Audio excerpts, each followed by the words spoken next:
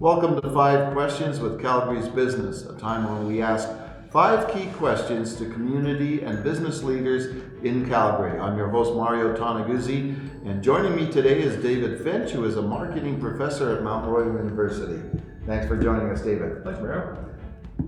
What are some of the key marketing trends you're seeing these days that companies are using or doing? Well, the biggest challenge most companies are facing is access to talent, which seems incongruous because we're talking about a time when there's higher unemployment, but there's a mismatch between the talent that's available and the talent that's needed. So that moves in my discipline of marketing. It's oriented around very tactical skills associated with the ability to leverage digital to drive broad product awareness and deliver products. Okay. Now, in tough times like Calgary's faced in the last couple of years, one of the first things that goes in a company is that marketing budget. Is that a bad decision by companies? Well, it's really, that's the role of a marketer to demonstrate their value. If marketing or communications is perceived as only a cost, it's an expense, then it is going to be the first item to go. It's not any different than professional development or education. So it's the responsibility of those leaders to ensure that they can connect the dots from those investments to, in fact, measurable outcomes, ideally tied to obviously revenue growth, loyalty, advocacy, things of that nature. And if they can do that, then it's going to be really difficult to produce those line items. Okay, let's talk about some aspects of marketing. First, branding. What is branding all about, and why is it important for companies? Well, the biggest misconception around branding is companies pretend they own the brand. And the first thing you have to emphasize, in fact, not the customer owns the brand. It's a perception. And brand is critical because it ultimately drives not only awareness but loyalty. And step one is, yes, you need to acquire a customer regardless of what product or service category you're in, but ultimately it's about loyalty, and loyalty drives advocacy. Advocacy I call the holy grail of marketing behavior, because if we can get a customer loyal, and if they ultimately turn that into advocacy, then they become a marketing channel for you. Another aspect of marketing is the social media part of things for companies. A couple of things here. Are companies doing this effectively these days, and why is it important that they have a social media strategy? Social media is a means to an end, and I think that's where often people get distracted by the means. They don't focus on the end.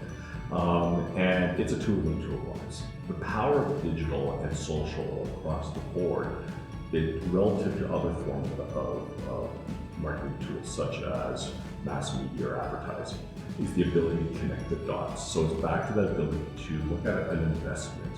So whether I'm buying a billboard, which is very difficult to look at how many cars were on that road, how many eyeballs saw it, how many of those then were converted into customers loyalty. It's impossible to measure that. Yeah. Similar to 30-second spots. So you're buying a television spot, you can look at some loose numbers around audience and the conversion of a particular audience to buying a product, but it's loose like that. So you're seeing a mass conversion from traditional media into digital, just because of the ability to connect those dots. So literally, if I put money into social, or if I put money into digital channels, I can follow those clicks. And if I can follow those clicks all the way to awareness, somebody went to my website or went to a place I directed them to, behavior, acquisition, or advocacy, so they then shared their purchase or shared their product experience with their channels, then I can in fact look and say, the return on that investment was X. That's almost impossible to do with traditional media.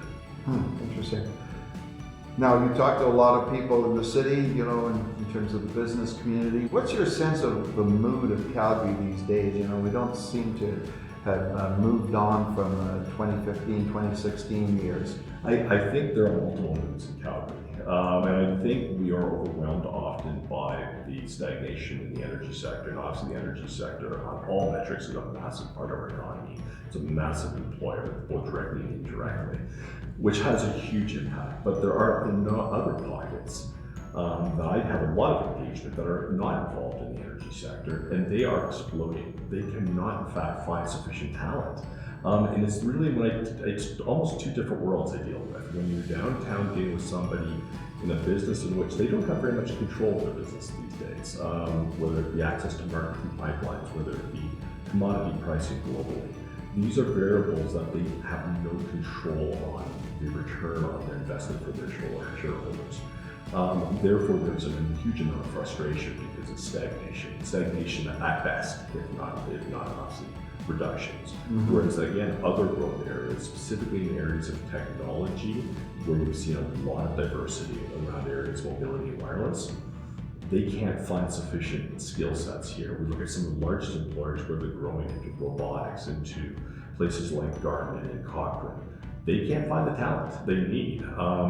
And so one of the core challenges our city's dealing with right now through organizations like Calgary Economic Development, the Chamber of Commerce, and obviously all the post-secondary institutions, is the ability to refine and look at how can we look at this raw skill set over here, people historically been in the energy sector, and how can we leverage them and move them into areas of demand. And it's that skill match which is the growing pains Calgary's going through right now. Great, thanks a lot for joining us. All right, thank you very much, Aaron. That was 5 Questions with Calgary's Business. I'm your host, Mario Tonaguzzi. Thanks for joining us today.